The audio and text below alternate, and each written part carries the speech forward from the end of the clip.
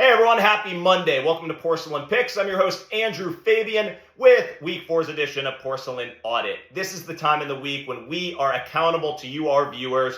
We take a look back at the picks. What did we get right? But more importantly, what did we get wrong and where can we pledge to do better?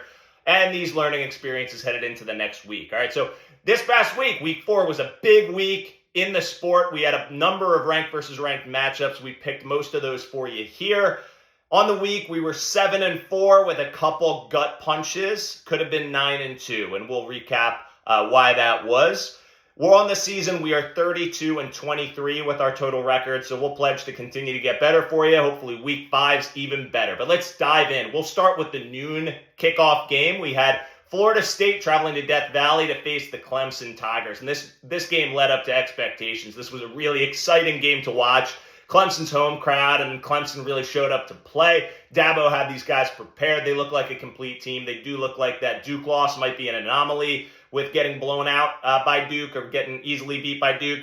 Clemson showed up to play here. They easily could have won this game. We had Florida State -1.5, and we had the under 55.5.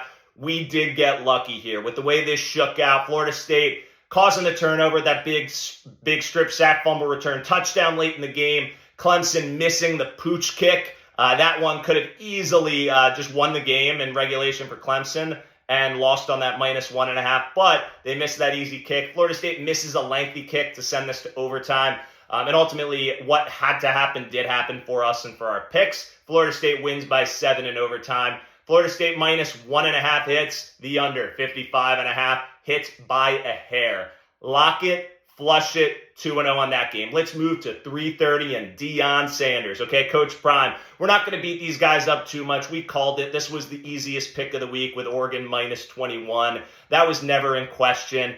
You got to bet with your head and not with your heart. I know there's a lot of Colorado and Coach Prime backers there. This guy's great for his team. He's great for these young men. He's doing a really nice job building culture for the Buffs and for that school. He's brought them, I think I heard it was $90 million in ad revenue over the course of the first 3 weeks alone. So God only knows how much additional this past week. They're doing a really good job at marketing and really trying to build this program. But they were no match for Oregon. We knew that. The Oregon -21 was never in doubt. It's 35-0 at half, 42-7 final. But where we did get stung and where we did get that little punch on the chin was we took the Oregon point total, 46.5. We took the over on that. It actually ended before the game at 45.5. This one would have hit rather easily. I think Oregon could have put up 70 in this game, but Colorado put up no points in the first half. And really after 35-0, Oregon, you saw, took the foot off the gas. They started to play some of their backups as they should have.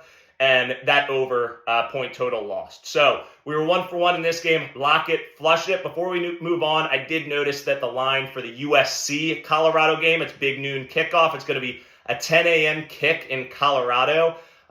Colorado's only 23-point underdogs to USC and Caleb Williams.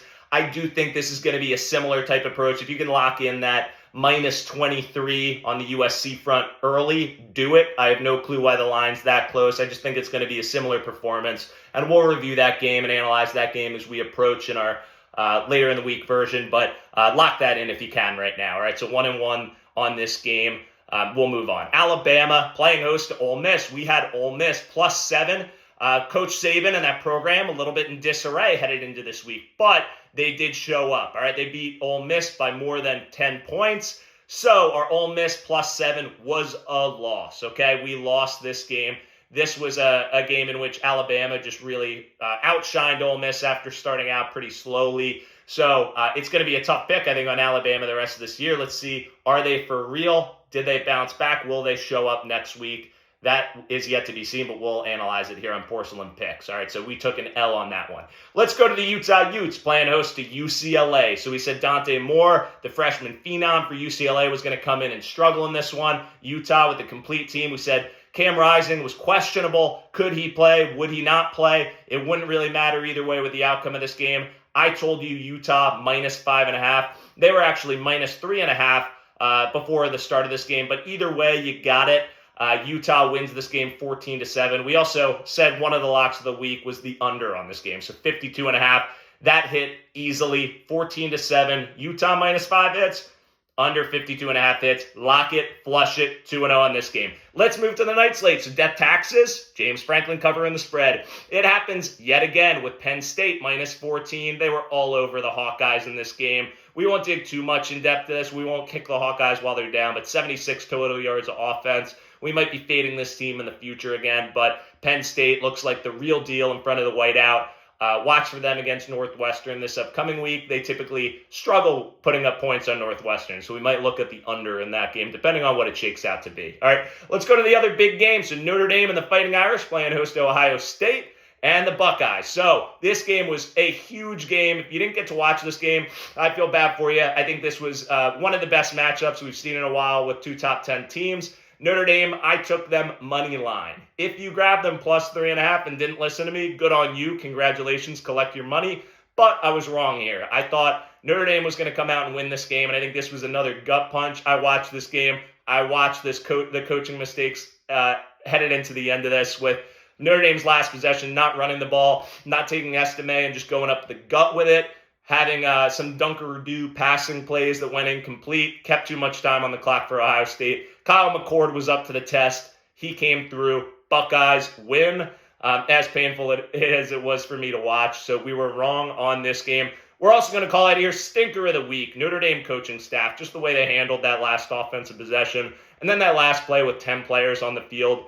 Stinker of the Week, Notre Dame coaching staff. Let's go to the Maction picks of the week. So Joey Mack, unfortunately with his first loss in this Indiana versus Akron game. We told you Indiana would cover the 16.5 with ease. That did not happen. They pulled it out in 4 overtimes to Akron. We got to be a little higher on these Mac schools. I think Joey Mack, first loss of the year for him. So we'll give him some credit on this. This next pick, Buffalo, Louisiana. The over-under was set at 57.5. Joey Mack told you to pick the over. That hit with ease. So Joey Mack and the Maction locks of the week, 1-1. Overall, 7-4. All right, this is Porcelain Picks, Monday's edition of Porcelain Audit for week 4. I'm Andrew Fabian. We are here to bring you the locks that you need as you scroll atop the porcelain throne, okay? Don't forget that. Thanks for watching. Subscribe to us, get updates, and we'll do better next week. All right, until Friday, have a great week. Happy college football.